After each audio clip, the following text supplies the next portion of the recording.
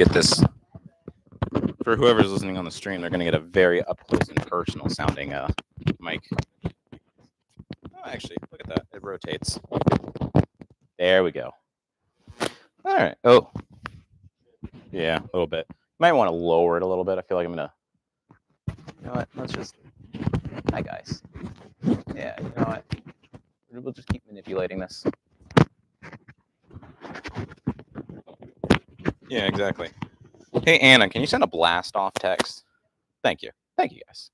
In case you don't realize, every Saturday morning, I'm the one who sends the annoying remind messages about, oh, we're live. And you're in the class probably thinking, yes, I know we're live. I am here. But someone's got to send the link out. Am I coming through there all right, Garrett? Awesome. Are things muted, unmuted, whatever? I don't know.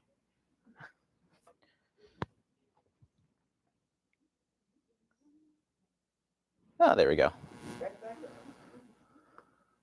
Thank you. Linville Falls. That's where it's taken. Look at that. How do I go full screen? There we go. There we are. Hi, guys. All right, so now that I'm all situated, we can get started with this thing. I asked a couple of you guys, but how was everyone's week? Boring? Why was it boring, Simon? That sounds like the ideal week for me, actually. So, John Daniel, you have a good week? Josh? All of our stay-at-home. Simon's like probably the only one out of these group of three over here who's happy or unhappy with staying at home. I feel like the rest of you guys probably would enjoy that way too much. Just staying at home and being left alone. But yeah, well, thank you all for coming out here. So, without further ado, let's get started. I'm done stalling. I have my text set up. Make sure it works. Oh, yep, there we go. All right, so here we are. I have a fancy slide. Let me grab my stool. Oh, I had a hot dog for breakfast. No. There we are. I need something to fidget with. So today we're going to be talking about friends. What? What did you say, Simon? Yeah, Garrett, on the iPad, there's like a mute all button. So to like reduce the reverb throughout everything, you can just mute it. It's to the right side. There we are. Are we good? Nice. Do we want background music, guys? All right. Yeah. Gotta make sure I specify instrumentals because I realized what I put on last week had like some weird muttering in the background. I like that's not instrumental. There's muttering going on here. Anyway, so we're gonna start today. We're gonna talk about what's in a friend. You're like, oh, that's silly. I'm like, sure, okay. So John 15, 13, 15, verses 13 through 15. Katie, can you read just in general? All right, yeah. Greater love has no one than this, that someone lay down his life for his friends. You are my friends if you do what I command you. No longer do I call you servants, for the servant does not know what his master is doing. But I call you friends, for all that I have heard from my Father, I have made known to you. Thank you, Katie. So yeah, today we'll be talking about friends and, friendship in general, I guess, and things you can look for in a friend. And you're like, that's a bit weird. I'm like, yeah, okay. There's a nice little quote by C.S. Lewis. I think, if I remember, this is from his book called, what is it? The Four Loves. Yeah. He has one love that talks about friendship. And ultimately, his main takeaway is that it's pointless in general. Like, in terms of, like, your ability to survive, it's pointless. It adds no, like, survival value other than, I guess, mental sanity. But what he argues is that, I thought this thing came loose. It enriches your life. It gives value to surviving. So, you all are at the age where you really start to form your own friend groups. Most of you guys, up until, your teen years, are kind of just stuck associating with the people that your parents force you to be around. You only interact with the people who you're forced to see at church or at family gatherings or at school. Yeah, you don't really have much say in who you hang around. But as you guys enter being teens, obviously you start to choose who you hang around. And so that creates, an interesting dilemma, if you will, of like, who do you hang around and like, what do you look for in a friend? And choosing your friends, it has a pretty big impact. To get a little bit nerdy on you, the U.S. Department of Health, yes, I know, that's interesting, government agency, they released, an article. They have like a monthly newsletter. I'm not subscribed. I just came across it. I'm not that big of a nerd. But they released a newsletter talking about the effects of friendships, and specifically effects of friendships on teens. And it goes, quality of friendships has been linked to higher life satisfaction and better mental health. Conversely, for youth with low quality friendships, they are linked to poor academic performance and behavioral issues. So, pretty big impact it'll have on us. And of course, you also have, the introverts. Probably 3/4 of this room are introverts who are like, I don't need anyone. I don't need friends. I'm fine. Well, you're wrong. Naturally, it's just not the way. You're like, humans are social creatures, and you might be thinking, I'm not a social creature. Well, you are. You just haven't realized it yet. Yeah, it's written in the Bible that it's not good for man to be alone. So no man is an island, if you will. So you're going to have to find people to interact with. So let's going to take a look at who should we interact with? So we're going to look at two things today, and hopefully it's not too long, but we're going to look at godly friendship characteristics and then ungodly friendship characteristics. The ungodly part is just like everything opposite of the first part we go through. So it should be pretty fast, the second half of this. But yeah, let's dive right in. A lot of page turning. So get your mobile fingers or your page turning fingers ready. Get your reading voices ready. Everyone loud and proud. I'm sure. So yeah. So godly friendship characteristics. What are we talking about here? Well, what are things that are described in the Bible as a positive relationship aspect? And you can take these and just apply them to more than just like, oh, they're my friend. You're applying it to like sort of all relationships, I guess, you would have in your life, whether it be like even familial ones, I guess, like you can have cousins that you can apply these things to. Yeah, Garrett over there. Lucy, if she wanted to, could apply these to Garrett. Yeah, relationships. Yeah, whatever. Lost my train of thought there. So number one, a friend loves at all times. So who are we gonna go? We'll start from this side of the room also. So Katie, why don't you pull up Proverbs 17:17? You'll also notice I don't have too much commentary on the actual things because it's kind of self-explanatory. I'm reading through this. I'm like, this is gonna be easy. I was just kind of like bullet pointing things down. Like, I guess I can over-explain this, but it seems pretty direct. And then Simon, why don't you pull up John 15:12?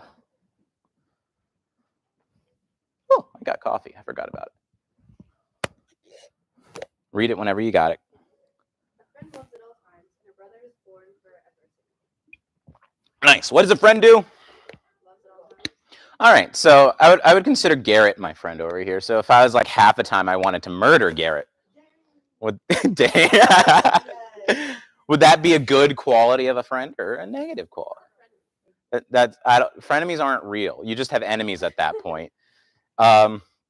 Simon, do you have your verse? Read it nice and loud for us. Yeah, so that's Messiah's overall command to at the time he was talking to his disciples, who I would say they were probably pretty chummy with each other, but it's their directive towards humanity as a whole. But it's something that we should look for in our relationships. You want a loving relationship.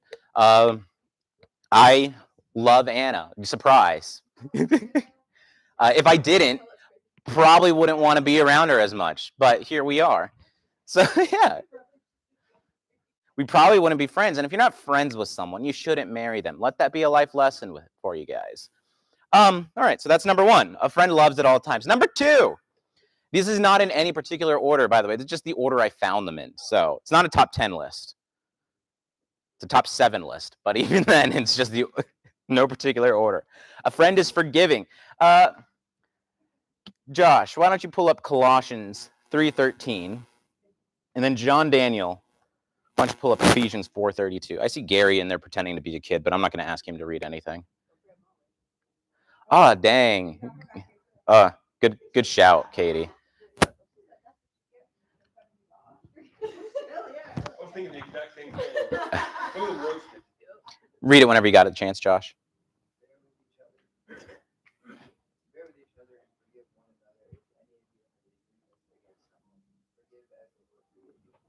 All right, and John Daniel. Instead, be kind to each other, tender-hearted, and forgive each other, just as in the Messiah taught us to forgive. Yeah, so obviously, when you have someone that you want to call a friend, is it healthy to hold on to things and be like, hey, remember that time when yesterday Anna had leftovers? We had, some leftover lunch, and she had it before I did, and I was left with the gross rotisserie chicken.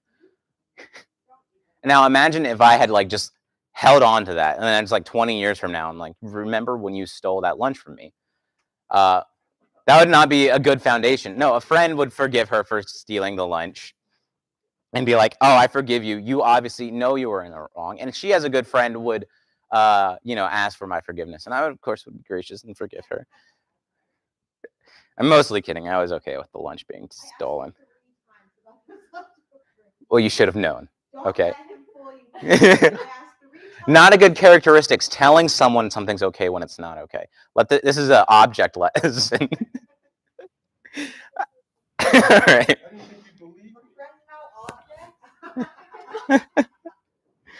So yeah, be kind to one another, forgive one another. So yeah, people make mistakes. One thing we have to keep in mind, people are always, I put my foot in my mouth routinely.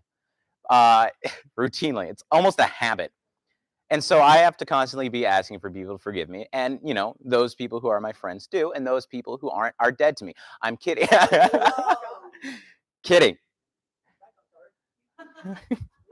They just don't talk to me anymore. Okay, there's a difference. Yeah. I'm not canceled, Katie. Not yet.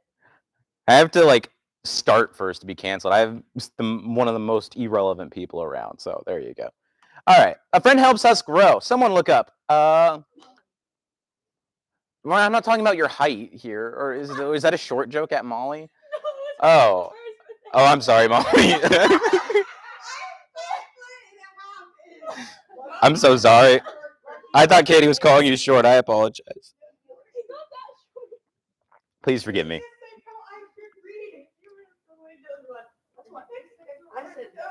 All right, someone look up Proverbs 27, verse 17. By someone, I mean Ben. It's your turn. And then, Molly, can you look up Hebrews 10:24? Yeah.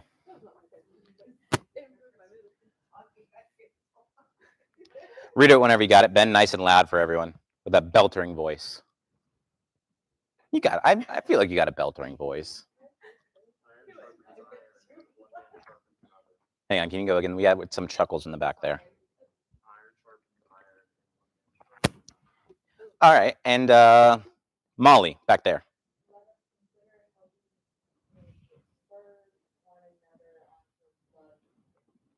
Yeah. Instead of spur, if you want a more normal word, you can say the translation I have says how to stir up one another. I think one of our retreats was all about that. Was it the first or the second one? One of them. Yeah.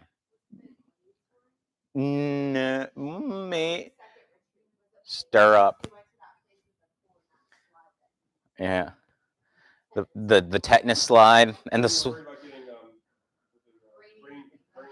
swastika bunk beds. Yeah, that was good. Anyways, the bridge. So you guys don't know. I'm gonna get sidetracked here. The second youth retreat we ever had, second to last one also. Interesting how that works.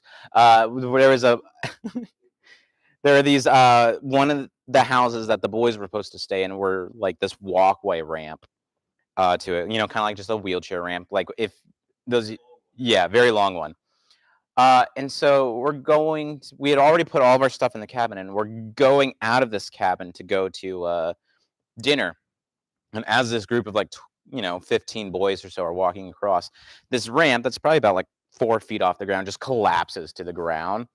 And so that was the only access point into the bunk. And so we had to move all of our stuff out of that one cabin by climbing in with a ladder into the entryway, because it was about 4 feet off the ground, I would say. Then oh yeah, and so we had to move all that, and so they crammed all of us into this other room or building that was like a cabin. It was long and narrow and had like one vent in it, and it was July, like over in Fayetteville, North Carolina. It was the hottest experience known to man. Don't know how we got there, but yeah, stir one another up. We were setting things ablaze. Anyways, so iron sharpens iron. You guys are like, I'm not metal workers. What does that mean? Well, when you try to make something sharp, one, you have to use a metal that's just as tough or even slightly sharper to make a, but not too sharp, because otherwise you'll take away some of the sharpness of it.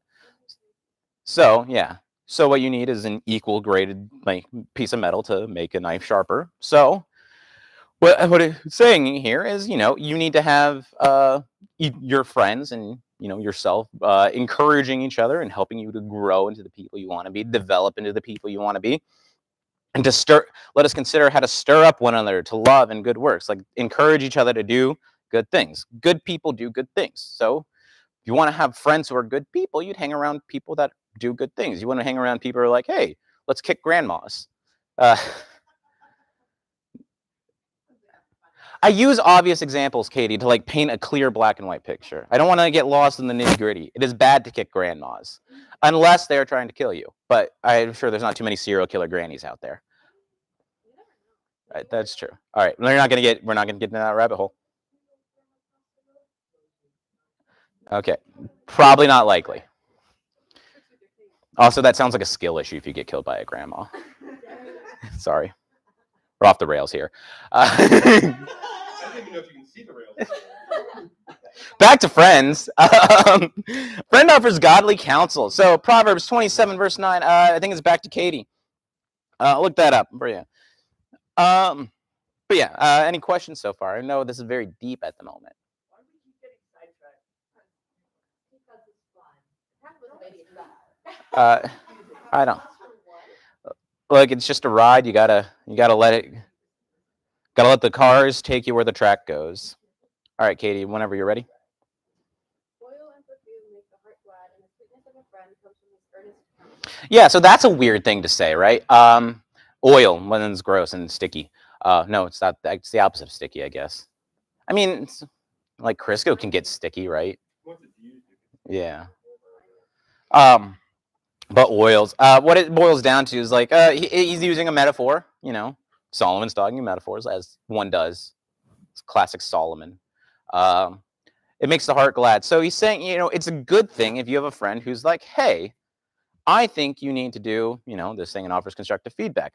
For instance, using a non-spiritual example, you could have a friend who is, really good with finance, and you're not. It's probably a good idea to take with his financial advice. Be like, hey, maybe don't go and, take out $1,000 worth of credit card debt if you only make like $10 a month. That seems like a bad idea. As you want a friend who's willing to offer you that kind of good advice, and you should heed that good advice. So you want friends who offer you good advice in times of, in situations. If you want a friend, you want good advice about becoming a bodybuilder, I think you should be friends with Lucy. There you go. Yeah, there you go. Say what? But you should, when you go to the gym, you shouldn't do it without having good advice, because otherwise you'll hurt your back. You'll do a deadlift on a Smith machine and hurt your back.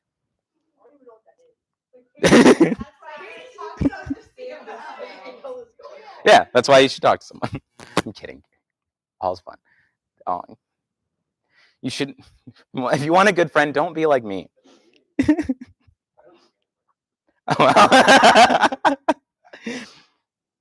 All right, next. Friend openly communicates. Someone look up who's someone. Simon. Proverbs 27 verse 6. And then, oh wow, I forgot to put the second verse on there for this point. But Josh, can you go to James 5 verses 19 through 20?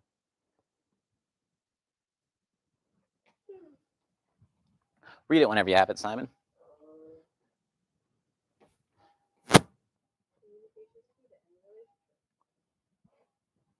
Correct. But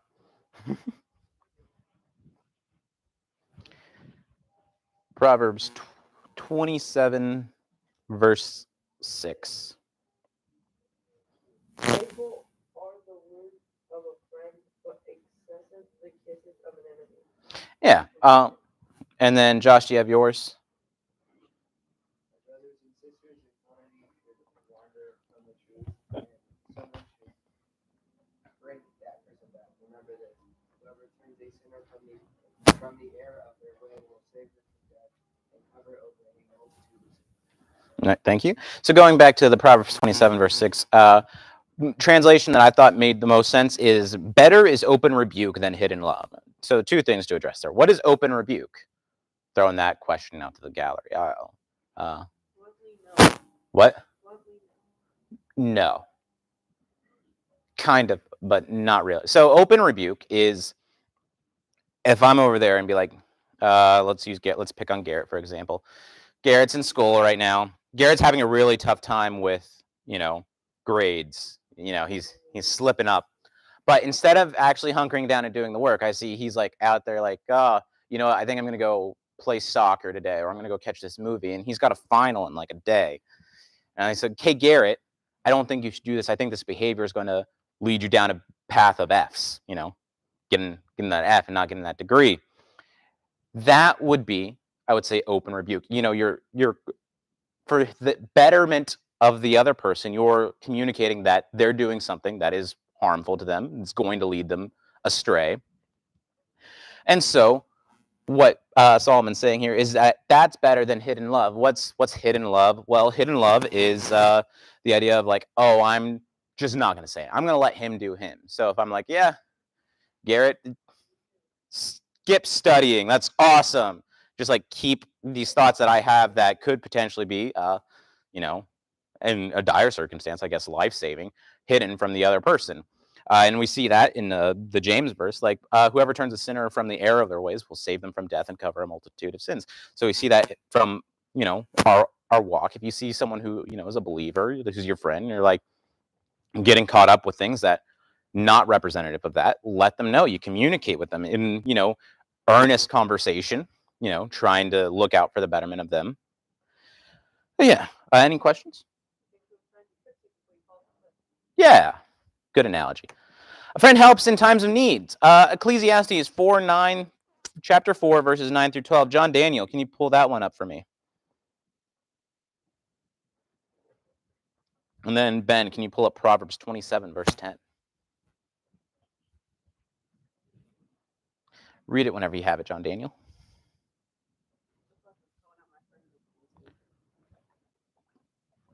It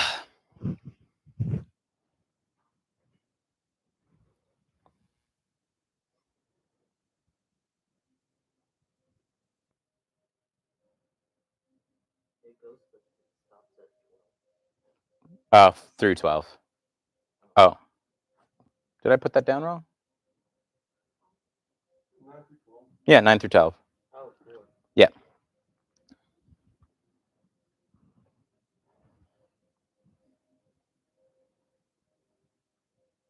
Next, I realized that all effort and achievement stem from one person and be for another. This too. You're in the wrong place there. Ecclesiastes 4. Yeah, Ecclesiastes chapter 4. Two are better than one, in that their cooperative efforts yield disadvantage. If one of them falls, the other will help his partner up. Woe to him who is alone when falls and has no one to help him. Thank you. And then you got your verse. Do not forsake your friend and your father's friend. Do not go into your brother's house in the day of your calamity. Better is a neighbor who is near than a brother who is far away. Yeah, it's do not forsake your friend and your father's friend. Don't forsake them. So they're in need of help. Don't let them down. And also, yeah, the Ecclesiastes part, two are better than one. Why? Well, because they'll help you up. Yeah. Last week, funny story. So last week, Garrett and Lucy are at our house, and our neighborhood has these little tow-away zone thingies here.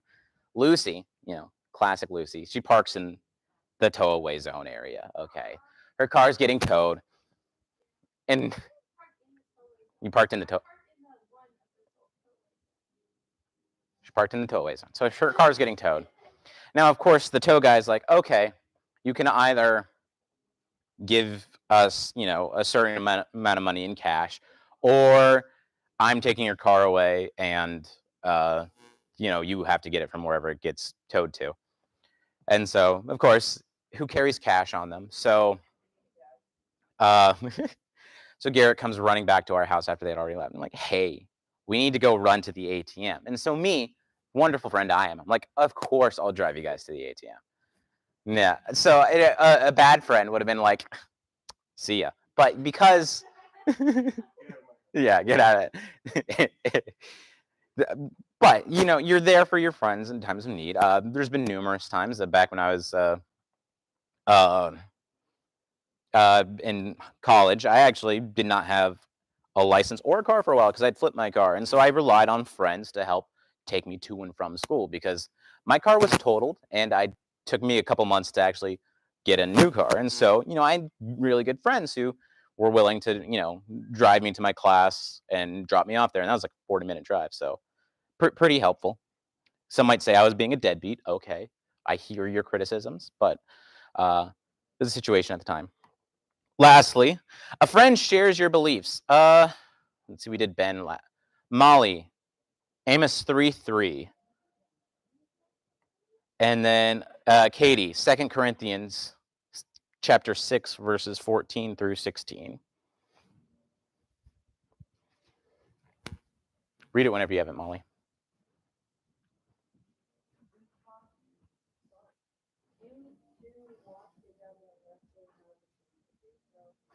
And Katie? Do not be unequally yoked with unbelievers. For what partnership has righteousness with lawlessness? Or what fellowship has light with darkness? What accord has Messiah with Belial? Or what portion does a believer share with an unbeliever? What agreement for the temple of God with idols? For we are the temple of the living God. As God said, I will make my dwelling among them and walk among them, and I will be their God, and they shall be my people. Yeah, so in all types of relationships, not even just friends, obviously you have relationships as like in a romantic sense, your familial relationships, but even in like a business sense, going back to the Amos 3:3, if you say you run a business, I don't know. If you were to go into a business partnership with someone else who had a completely different idea and completely different goal set for your business, I don't think that business partnership would work out with you. And now, even on a personal level, when we talk about that, do two walk together? Lest they be in agreement. What does that mean? Well, they have to be agreed on, a same set of values, the same set of goals. Even if you're not a believer, you'll find this true all the time. The reason why people, split apart or end their friend groups is because ultimately they disagree on core things that drive a wedge between them. You never hear of relationships ending well. Yeah, everything was great between us.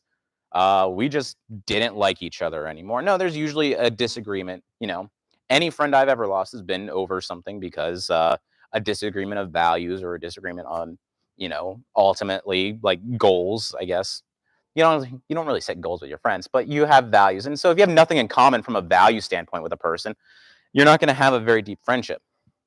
I'm friendly to a bunch of people I work with, but there's not much deep there because, to them, I am just the person that sits at the desk and does like desk stuff for 8 hours a day, and they likewise too. So we're pleasant towards each other, but there's not much else in common there because we're not in agreement on anything. But likewise, do not be unequally yoked. What does yoke mean? So yoking is like when you have like two oxes tied together, basically, and you're like plowing a field. Well, if you have like a really tiny ox and a really big ox, a tiny ox is not going to be doing much of anything. It's going to be kind of like dragging the other one down. So you need two equally sized oxen. Yeah. Or like doing a 3-legged race with someone who is like has like a 10-foot stride and you have like a 2-foot stride. It's not going to go very well. What kind of freak would have a 10-foot stride? Jeez, sorry. I shouldn't say freak, but I feel like that would be unnatural to have. Yeah, that would be unhuman. That'd be like a giraffe. Don't do a 3-legged race with a giraffe. Anyways, so yeah, you should fellowship, you should have these deep friendships with people who you're in agreement with, not with people who you're going to be arguing with every 5 seconds over, politics or religion or Maybe they like the wrong sports team. Deep running issues. Yeah. So now we get to the other side of the coin. Ungodly friendship characteristics. And I'll kind of blast through this one a little bit faster. An ungodly friend offers blind affirmation. What's blind affirmation? Well, let's go to Proverbs 27, verse 6. I'll just read this one out myself. Faithful are the wounds of a friend, but deceitful are the kisses of an enemy. So, kisses of an enemy. That sounds weird. Well, he's just like, oh, you do everything great. Going back to the Garrett example of him not studying for his test, you see, this is the opposite side of the coin of I would give him, counsel, warn, rebuke him for his bad behavior. Someone who's not a good friend would openly endorse the bad behavior. Would be like, yeah, Garrett, and you know what? On top of that, you should probably steal something too. Yeah. Yeah. Get crazy with it. Drop out and become a crime lord. An ungodly friend is a gossip. Someone look up Proverbs 16 through 28. We left off on Molly was the last person to read something, right? Katie was the last. Simon, Proverbs 16, 28.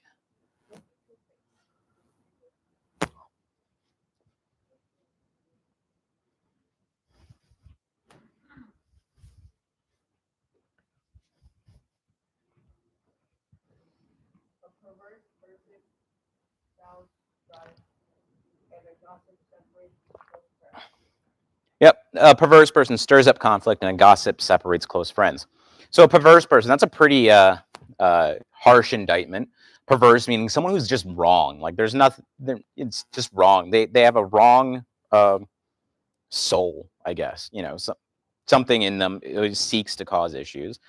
They stir up conflict and gossip separates close friends. So yeah, don't talk bad about your friends behind their backs. If you're a friend to someone, you would tell them all your issues.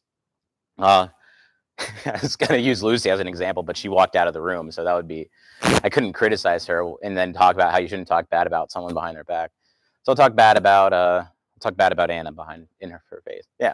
I was like, Anna, I really, really hate how you don't make peanut butter bars as often as you should. But if I was just bad mouthing how she doesn't do that to a bunch of friends, like if I went to work, it's like, guys, guess what?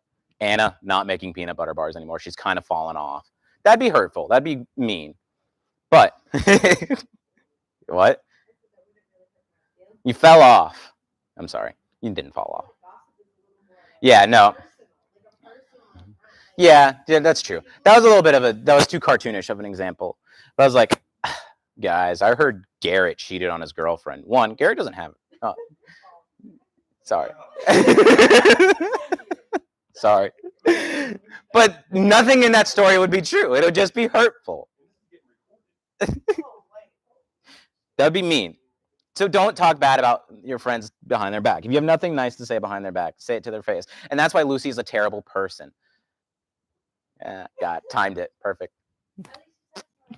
All right. An ungodly friend holds on to things, and not in the good way. Someone bring up Proverbs 17, verse 9. Someone, Josh, your turn. That's right.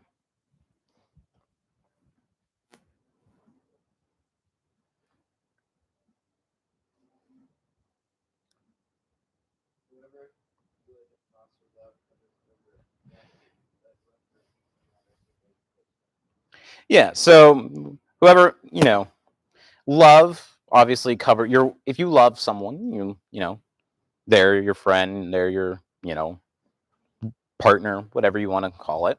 If you're a family member even, you forgive things. Obviously, we touched on this being forgiving. However, the opposite side of that is someone who holds on to grudges. If you're constantly bringing up something that happened, a multitude ago that you're supposed to be over, thought you atoned for properly, obviously that person hasn't given up to it. They're holding a grudge. They're causing strife with it. That's not a environment you want to be around. Never be around someone who's like, yeah, I'm fine, and about something, and then we'll bring it up multiple days later or multiple months later. Yeah. So, but yeah, like there's you don't keep when you're a friend with someone, or you don't keep a scorecard over wrongs and rights you've done. The idea is everything's kind of even. Like, oh, I wronged you. I ask for your forgiveness. You forgive me. Blank slate. You don't then later go back and like, hey, remember that time when you did this thing to me? Yeah, I'm still holding that over your head. That's an unhealthy way to have any type of relationship. And I'll read through these ones because we're running low on time. An ungodly friend can't control their emotions. Don't be around someone who flies but wears, their heart on their sleeve in the wrong way. As in Proverbs 22:24. Do not make friends with a person given to anger. It's pretty direct. Or go with a hot-tempered person. Why? Well, because they're probably going to lash out at you too. Abusive friends exist. You don't want to be around someone who's always blaming others for things and refusing to accept responsibility, lashing out in anger, just not living a spirit-led, peaceful life. Ungodly friend, peer pressures. Ooh, Proverbs 1:10. My son, if sinners entice you, do not consent to it. Don't be around people who are constantly trying to get you to compromise on your morals, compromise on things that you hold value. Also in 1 Corinthians 15:33, do not be deceived. Bad company corrupts good morals. Same idea. You don't hang around people who are going to ask you to compromise something you believe in, who are going to ask you to, going to ask you to, what's the word I'm looking for? Overstep your boundaries or overstep your boundaries, stuff like that. And then the opposite side of the coin directly. An ungodly friend does not share your beliefs. So we go back to the Amos 3:3 thing. How can two walk together unless they have agreed to meet? And do not be unequally yoked. So, in conclusion, where am I going with? So these are just a few traits and characteristics to look out for healthy friendships, biblical friendships.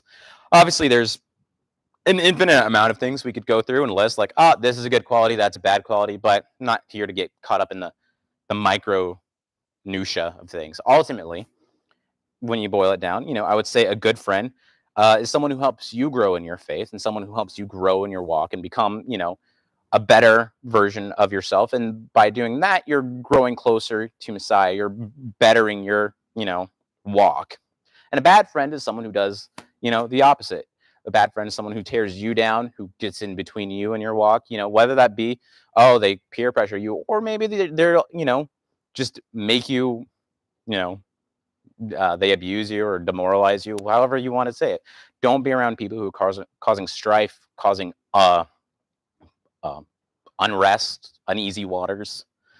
Ultimately, though, emulate the way you be a good friend and the way you find good friends. Emulate Messiah in our interactions. We see that Messiah ultimately outlined what being a friend should look like when he addressed his disciples in the verse that I had up there at the start, John 15, verses 12 through 17. This is my commandment, that you love one another just as I have loved you. Greater love has no one than this, that a person will lay down his life for his friends.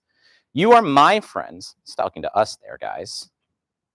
Friend of Messiah right here. Aw. You are my friends. If you do what I command you, no longer do I call you slaves, for the slave does not know what his master is doing, but I have called you friends, because all things that I have heard from my Father I have made known to you. You did not choose me, but I chose you, and appointed you that you would go and bear fruit, and that your fruit would remain, so that whatever you ask of the Father in my name, he may give to you. This I command you, that you love one another. So that's what we're left with. That's how we emulate Messiah, and ultimately we want our friends to treat us back in the similar way. And that's all I have. Any questions? All right, Gary, why don't you pray us out? Heavenly Father, we thank you for this time together. We thank you for your word and how it enriches our life and our hearts, Lord God.